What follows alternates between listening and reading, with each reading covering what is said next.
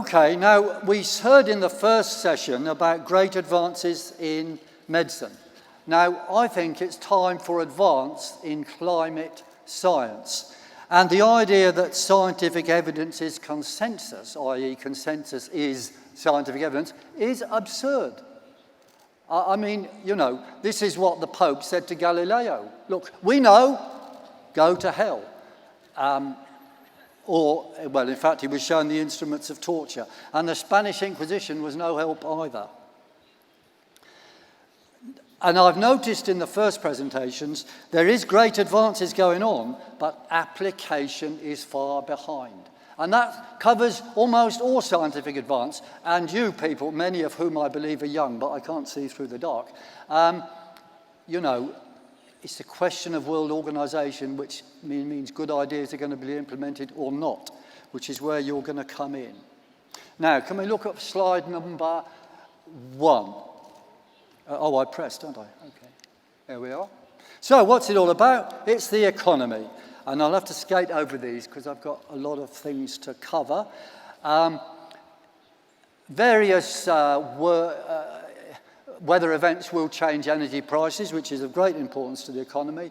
And I would point out that climate change policy as well causes economic, you might think, answers, but no, problems. A lot of the problems of Spain now are to do with delusional investment in silly green projects which were doomed to fail. Now, I realise I've upset quite a bit of the audience here, but just, you know, bear with me for the time being, and we'll come to as many questions as you like later on. Okay. Now, this is the key messages I've got to say. And this will definitely upset some of you. CO2 theory of climate change has failed. It's failed science and must be rejected. I'm here bringing you a new paradigm of climate and weather science. Namely, it's solar magnetic lunar effects which are predictable, which can predict weather extremes months and years ahead, and also climate change. And the challenge is to apply this knowledge. Now, as I said, consensus never advanced anything.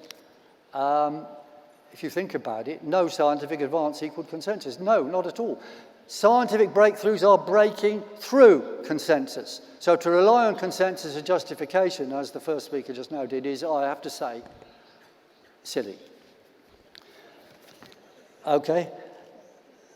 Now, we are going to show, or I can show, that our theory indicates that world temperatures will continue to decline till 2035, and we're heading for a little ice age. And what we need to address is a change in policy of attitude towards climate, i.e. put predictability to the fore. Now, so I'm going to do the first part of my talk dealing with what's wrong with, or what doesn't work in climate and weather, and then what does. So I'm going to be as quick as possible on what doesn't work. First of all, the IPCC predictions for the last 10 years were CO2 would go up. It did. And as a consequence, they said temperatures would go down, which they said temperatures would go up as well. And they put that purple band, the pinkish band, as the range of possibilities. And as you know, world temperatures have gone outside that band of possibility. Next thing they said is things like there'll be a great number of more storms. Well, there's been no increase in storms. There has been more very severe events in the last year or so, most of which we predicted using the sun.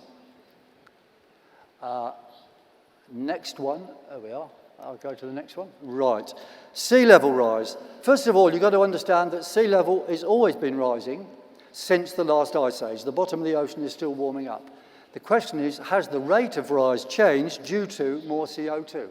And there's the graph, and it shows you the answer is no.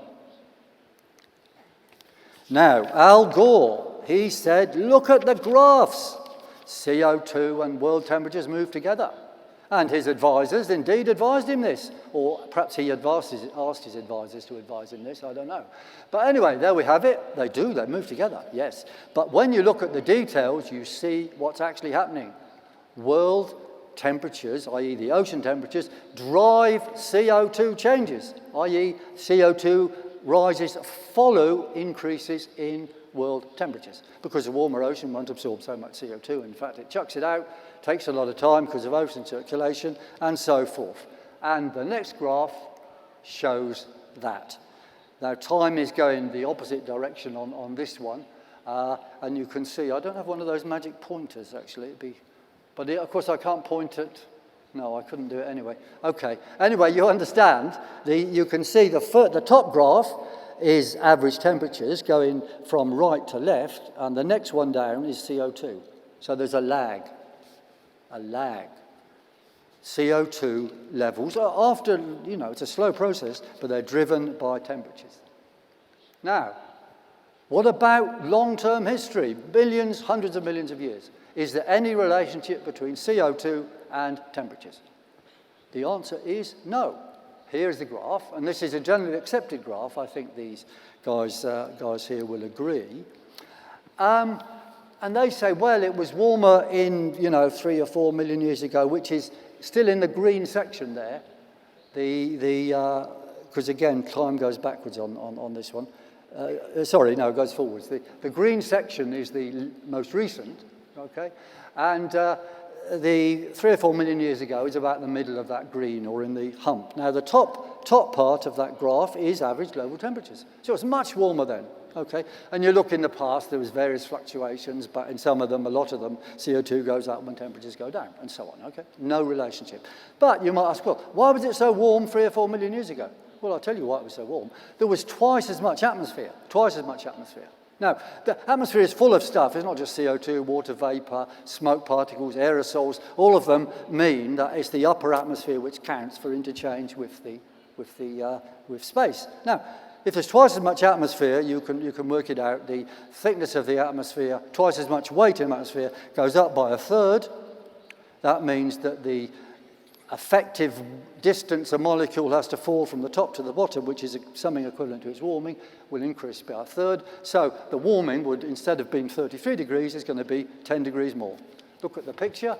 It's gone. There you are. The temperatures then were about 10 degrees more. I mean, this is a big simplified theory, I know, but that is the key reason why there's been a lot of fluctuations in the past. Amount of atmosphere, nothing to do with CO2. Now, how do we know why it's not CO2? Well, I'll just repeat that it's not because of all the meddling and fiddling of data, which was a scandal, that's true. It's because the theories do not match the facts. Climate change is a natural process, and in fact, CO2 is a good thing, not a bad thing. It's plant food, after all. More CO2, plants grow faster. Now, if a theory isn't matched by the facts, the answer to science is change the theory. Okay? That is normal. Do you agree with that? Speak. Say something. Do people agree with that? Yeah, someone said no, they don't. Okay, good. The normal thing is, if a theory doesn't match the facts, you have to change the theory or discard the theory. However, some people, the University of East Anglia, and there was involvement by the IPCC, decided to change the facts. Now, fortunately, some media got hold of them and exposed it. But we are not there yet.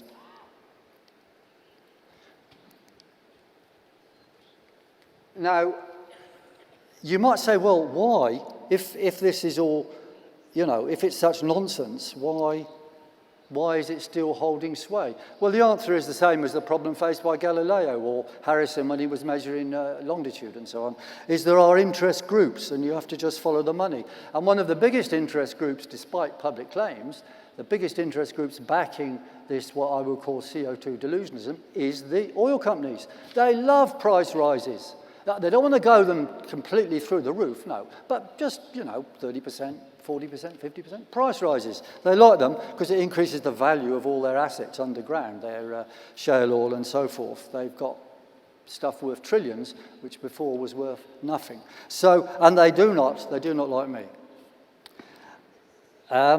And there have been failed theories before. The CO2 one is just one of them. I've got a little list on the bottom there which has disappeared, but it doesn't matter. We could, like Senkoism and so forth. Now, what I want to do, and I don't know how much time I've got left, is talk a bit about what does work. Okay, now here's a list of extreme events. The West Russian heat wave last summer, the coldest temperatures in Western Europe and the United Kingdom for 100 years last December, a very cold winter in America, the Queensland tropical cyclone Yazi and the associated floods, a series of American tornadoes, such as the one which destroyed Joplin, Missouri, a series of major earthquake and volcano periods, and, for example, Hurricane Irene, its detailed formation and track. All of those events were predicted by the solar lunar action technique. Now, doubtless the global warmers will say they're all to do with CO2. Look, that is nonsense. Anything that happened, they would say, is to do with CO2. It's religion, what they're putting forward. Now, you can have religion, I don't mind, but don't impose on me what you think.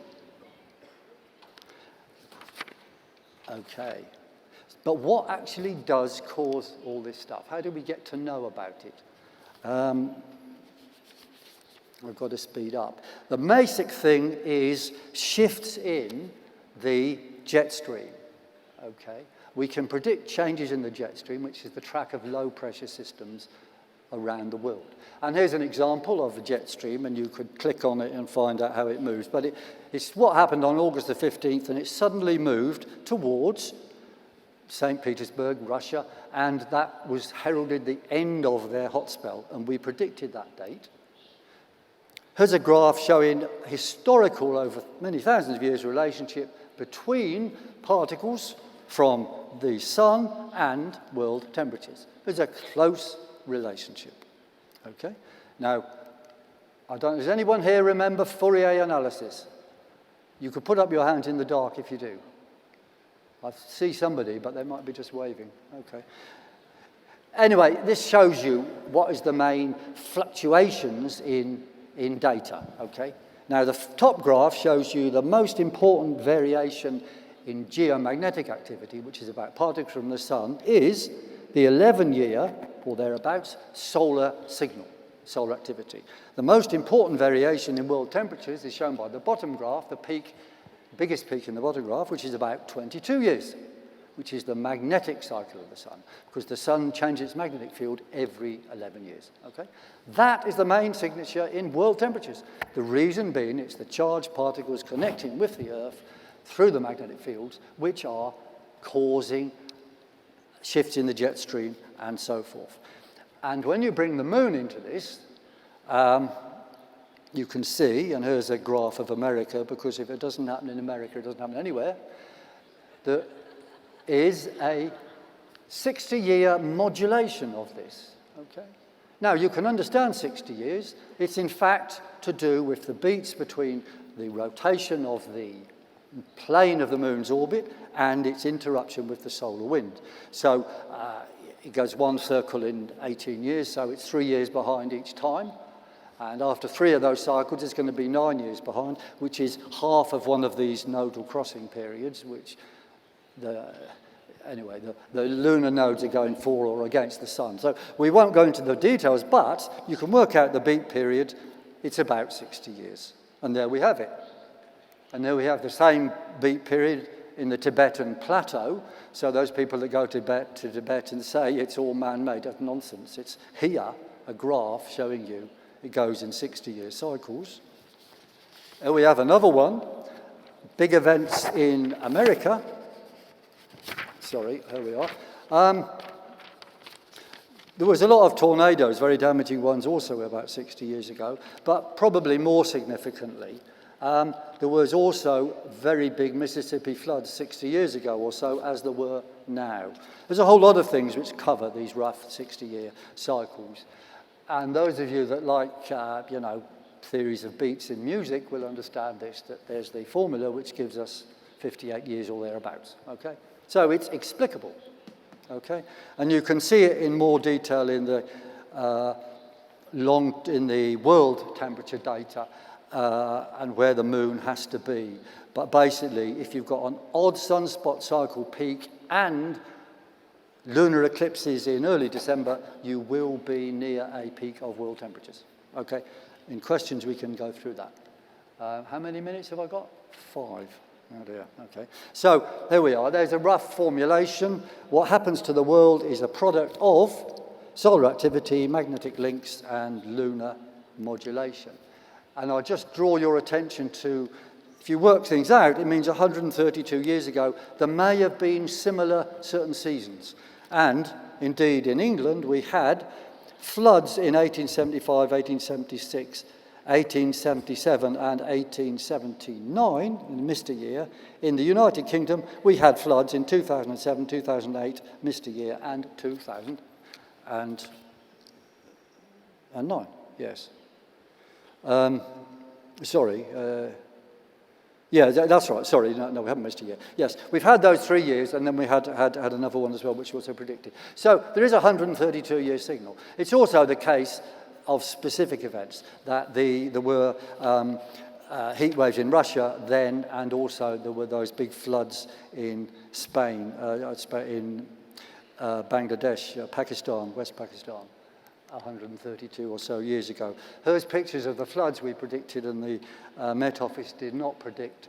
And there's somebody skidding on ice that was skidded on ice because there wasn't enough salt, because they believe the Met Office forecast. Now, I've got to get you to this slide. The next one is to show you what happened on the sun just before this big change on Earth. Now, can we play that video, please? Okay. This is August the 15th, 2010. A very dramatic event on the sun, which triggered the predicted change that occurred. And he's going to press some magic buttons, and it will come. There we are.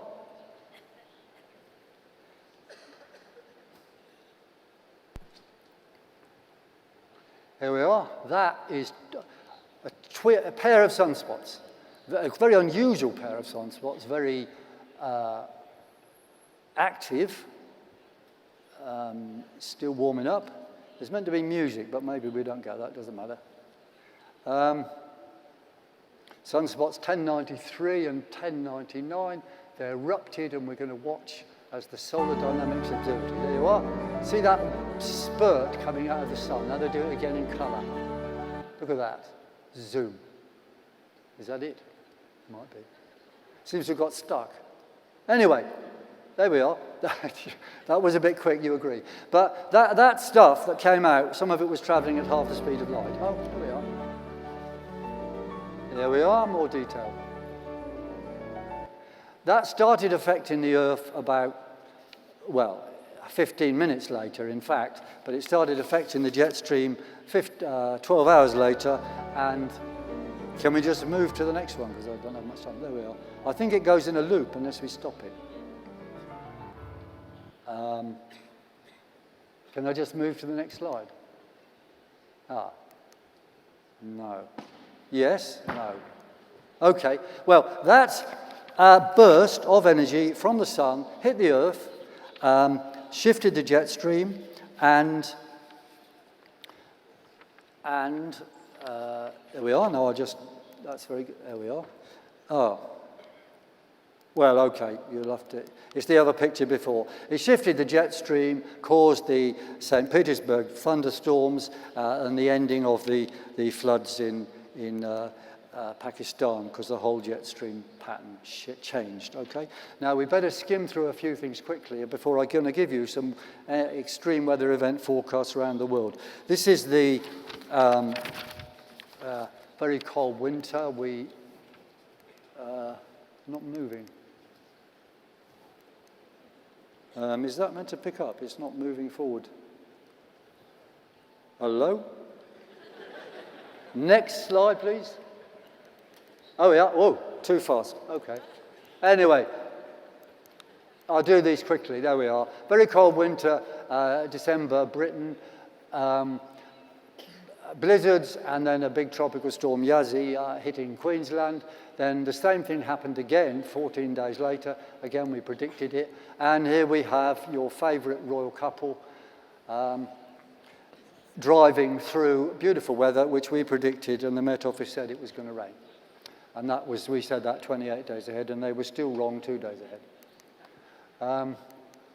We'll cut out this detail. There's little discussion there about predictability of earthquakes. We predicted an earthquake and not a volcano, which is maybe a consolation prize. But we understand the connection. These are trial forecasts for earthquakes and volcanoes, I hasten to add, but very interesting. Here's Hurricane Irene as predicted. The US government so far has shown no interest in those things, though. Now, I've got to end on two things. One is what's going to happen in the next 25 years.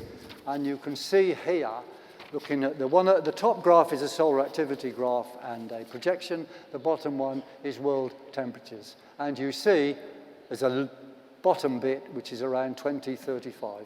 We are predicting world cooling to carry on till then.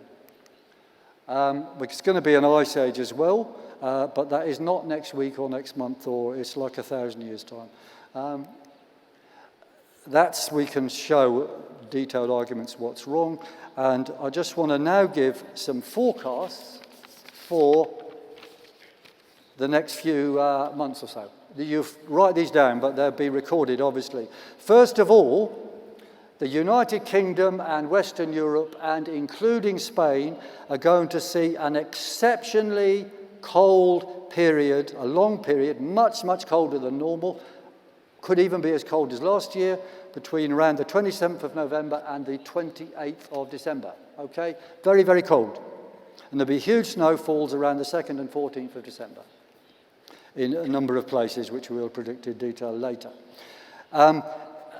Around the same time, or a bit before that, or part of that, the USA in the middle will be exceptionally mild around the 15th to 17th of December.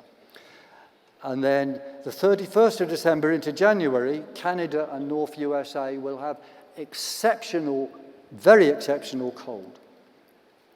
And there'll be massive snow in northeast USA, 11th to 14th of January. And on the 17th to 19th, there will be a very interesting, very extreme, huge storm on the northwest coast, which will cause damage. And lastly, if you want to get away from it all, go to Australia between about the 18th of January for 2 weeks. It's going to be a very extreme heat wave. Of those 6 forecasts, we expect at least 5 of them to be correct. And now I'm going to end the end and say what you ought to do. One is enjoy life. Stop feeling guilty about driving a car. Just drive it, okay? And you're adding CO2 and plants like it. And, attack the carbon con. Don't pay these surcharges. And do honest green things, yes. Defend rainforests for biodiversity. Do good things for good reasons. Do not accept the con, which is creating a bubble of false value which will blow up. And I would urge you, what we really need is the UN to adopt these predictions that I have. That will save money, save lives, reduce disruption. And you have to fight for accountable science, evidence-based science, and accountable science and politicians and policies. Thank you.